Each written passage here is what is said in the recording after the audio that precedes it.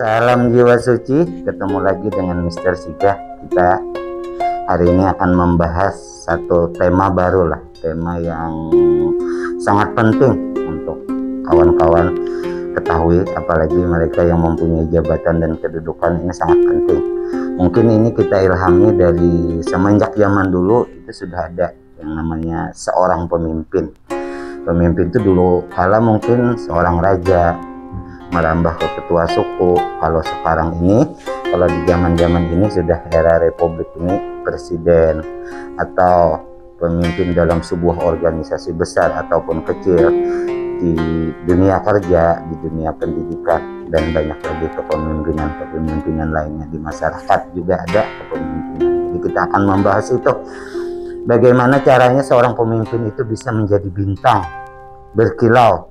Kita akan rangkum dalam 100 cahaya kepemimpinan. Jadi bagi sahabat-sahabat Siga yang ingin jadi pemimpin, sangat perlu dan sangat penting untuk mengetahui ini. Supaya apa? Supaya kepemimpinan itu berkilau dan menjadi bintang di tempat di mana Anda menjadi seorang pemimpin. Oke, kita akan bahas ke 100 kepemimpinan atau 100 cahaya kepemimpinan. Yang pertama, ini yang sangat penting, seorang pemimpin itu mempunyai satu, multi talenta. Nah, itu syarat awal atau dasar, atau yang pertama itu. Kalau kita kepengen jadi seorang pemimpin, jadi kita itu harus multi talenta, harus mempunyai banyak talenta daripada orang-orang yang posisinya di bawah kita. Mempunyai banyak skill, mempunyai banyak kebiasaan, mempunyai banyak keterampilan yang melebihi orang-orang di bawah kita. Jadi kita akan dihargai karena skill kepintaran kita itu tadi. Karena kita dianggap pintar, karena skill kita, talenta kita banyak itu tadi. Kita dianggap cerdas. Akhirnya orang akan segan dengan kita karena kelebihan kita itu tadi. Bukan kelebihan fisik, tapi kelebihan ilmu kita itu tadi. Jadi untuk kita digeser atau dijatuhkan dari kursi kepemimpinan kita itu sangat susah. Nah, jadi kalau Anda menduduki seorang pemimpin, Anda harus mempunyai talenta yang banyak, keterampilan yang banyak, dan kurang bagus juga sih kelihatannya kalau seorang pemimpin itu talentanya sangat sedikit, lebih banyak bawahannya, lebih banyak orang-orang yang di bawah dia. Akhirnya apa yang terjadi? Itu nilai kewibawaan atau nanti orang-orang yang di bawah kita yang lebih banyak vokal, memberi masukan, mengarahkan kita, sedangkan posisi kita adalah seorang pemimpin. Jadi jangan sampai kita itu dikendalikan oleh orang di bawah kita. Jadi kita tidak akan bercahaya akhirnya. Nah, itu. Jadi itu yang pertama, untuk kita menjadi seorang bintang atau mempunyai cahaya kepemimpinan. Nah, itu. Yang kedua, kepemimpinan yang kedua dimiliki oleh seorang pemimpin itu yaitu mempunyai daya tarik. Nah, ini mempunyai daya pikat, berarti punya penampilan khusus, cara berbicaranya ada spesialnya, bagus.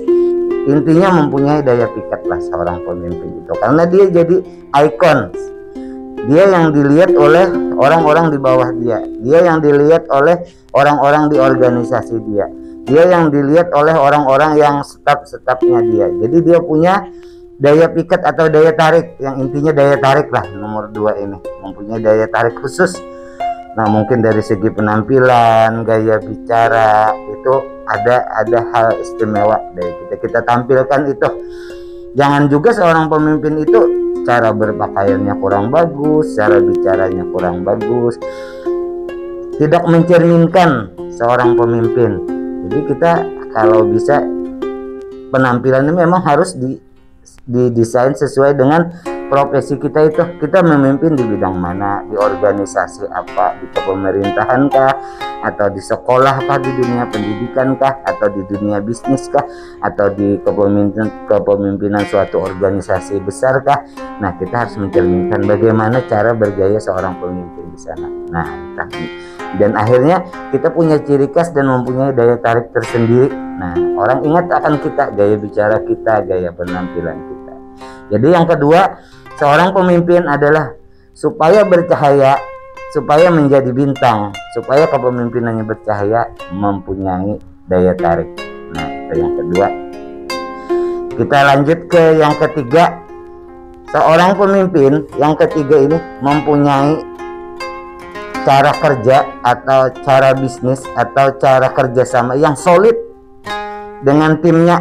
Jadi dia sangat solid sekali dengan timnya, kerjasamanya tuh solid sekali. Jadi benar-benar satu tim yang khusus lah. Dia mempunyai, kalau kita di pemerintahan dengan staf menteri-menterinya, kalau seorang presiden dengan anggota-anggota legislatifnya, di perusahaan dengan manajer anak buahnya, kalau di dunia sekolah dengan lingkungan sekolahnya.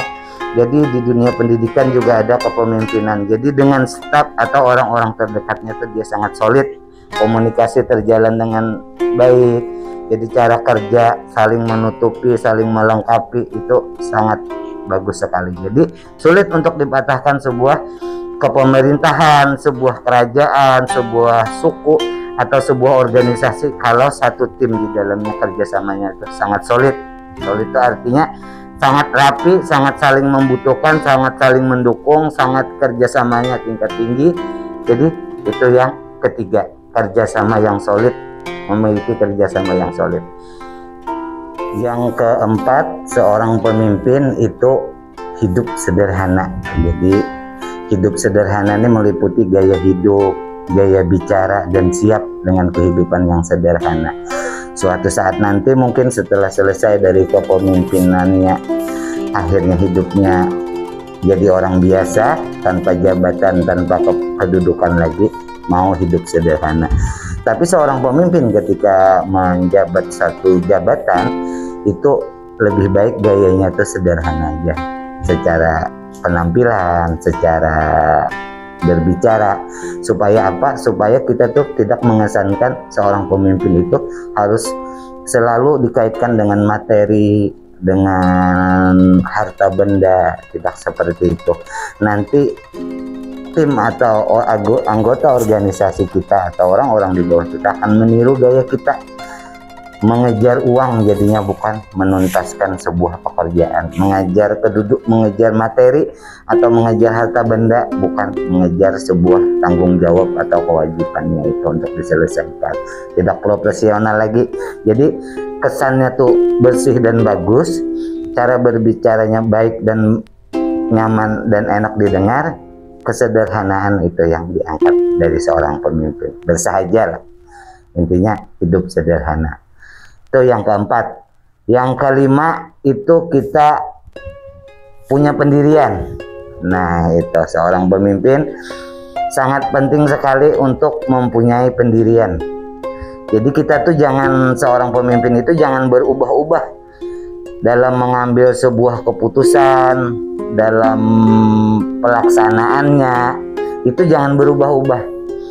Nanti orang-orang di bawah kita atau orang-orang di dalam organisasi kita akan kebingungan mengikuti pemimpinnya yang selalu berubah-ubah dari segi berbicara, mengutarakan pendapat, dalam cara kerja yang berubah-ubah.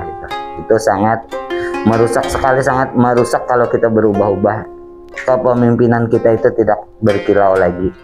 Jadi cahaya bintang seorang pemimpin itu akan berkurang kalau berubah-ubah. Jadi kalau memang sudah sebuah keputusan yang sudah kita putuskan dan kita hasil keputusan bersama, apalagi melibatkan orang banyak, jangan sekali-kali berubah-ubah dan diselesaikan sampai selesai. Yang keenam itu kita berbicara seorang pemimpin adalah orang yang punya kemampuan, sahabat Siga, punya kemampuan memperkecil masalah. Nah, itu jangan seorang pemimpin membesarkan masalah, jangan. Ketika dalam sistem kerja kita atau dalam organisasi kita atau dalam kepemimpinan kita terjadi satu masalah atau gejolak atau apapun itu, bukan dibesar-besarkan, kita perkecil dulu permasalahannya. Nah, itu kita bisa memperkecil masalah. Kalau masalah itu bisa kita perkecil, jadi tekanan untuk kita, tekanan untuk organisasi atau anak buah kita itu akan kecil juga. Jadi kita untuk mencari sebuah solusi itu akan lebih mudah. Nah itu. Jadi sahabat Siga, seorang pemimpin untuk tambah berkilau lagi itu kemampuannya memperkecil permasalahan, bukan membesar-besarkan. Ada orang yang membesar-besarkan, mengait-ngaitkan ke sini, ke sana, ke sini. Akhirnya masalah itu akan besar. Jadi otak kita akan kesulitan mencari solusinya. Jadi seorang pemimpin memperkecil masalah itu tadi, punya kemampuan. Jadi tim atau orang-orang di bawah dia pun akan mudah mengerti dengan permasalahan itu karena diperkecil ke intinya lah. Jadi lebih mudah untuk mencari solusi. Itu yang keenam. Yang ketujuh, sahabat Siga, yang ketujuh ini adalah seorang pemimpin ya. Seorang pemimpin itu tahan dalam keadaan tekanan dan hinaan. Nah, biasanya seorang pemimpin, apalagi kita di posisi tertinggi, filosofi sebuah pohon kan mengatakan semakin besar sebuah pohon, semakin besar angin yang harus dihadapi. Jadi seorang pemimpin itu mampu tersenyum ketika ditekan, dari tekanan luar atau tekanan dari organisasi dia, orang-orang di bawah dia atau tim-tim dia ada tekanan, ada yang mengkritik lah bahasanya, atau menekan cara kerja dia mampu tersenyum menghadapi tekanan dan hinaan, baik dari tekanan kerja yang banyak mungkin yang harus diselesaikan, atau hinaan atau cercaan baik dari organisasi kita sendiri atau dari tim kita sendiri atau dari luar. Kita harus tetap tersenyum. Itu gaya seorang pemimpin yang berkilau atau gaya-gaya seorang pemimpin bintang. Selanjutnya, seorang pemimpin yang berkilauan, seorang pemimpin yang mempunyai karismatik atau mempunyai bintang lah dalam kepemimpinannya, yaitu orangnya melindungi. Nah itu, kalau di sebuah negara yang melindungi dari kepemerintahan sampai ke rakyatnya, itu seorang presiden atau seorang raja lah kalau dalam sebuah negara. Atau dalam sebuah perusahaan yang melindungi siapa, yang bertugas dalam dunia pendidikan yang melindungi itu siapa, dalam organisasi-organisasi siapa yang melindungi dalam skala itu, perlindungan skala jangkauan kerjanya atau skala tanggung jawabnya. Jadi mempunyai jiwa pelindung, menjaga lah. Kalau seorang presiden menjaga keutuhan NKRI, menjaga keutuhan masyarakat yang ada di Indonesia, atau menjaga kestabilan ekonomi. Nah itu mempunyai jiwa pelindung. Kalau di sebuah perusahaan mungkin melindungi itu memberikan asuransi kesehatan kepada anak buahnya atau karyawan-karyawannya. Jadi mempunyai pemikiran pelindung. Jadi kalau kita seperti itu, maka orang-orang di bawah kita akan menghargai kita karena kita melindungi, atau rakyat-rakyat kita pun akan menghormati kita karena memang kehidupan mereka dijaga dan dilindungi. Nah itu yang itu. Selanjutnya, segitiga sama kaki itu yang mempunyai orang tuh, seorang pemimpin tuh harus mempunyai keseimbangan dalam segala hal. Jadi seorang pemimpin kadang-kadang itu mempunyai keputusan akhir dalam menentukan sebuah keputusan. Jadi harus benar-benar melihat dari segala sisi lah. Dari 2 sisi, 4 sisi, 5 sisi kita mampu melihat segala permasalahan atau segala problem apapun yang ada di dalam organisasi kita, yang ada di dalam kepemerintahan kita. Kita harus benar-benar jangan berat sebelah atau kita tuh condong kemana atau pro kemana, jangan. Seorang pemimpin harus benar-benar bisa menimbang-nimbang dengan baik.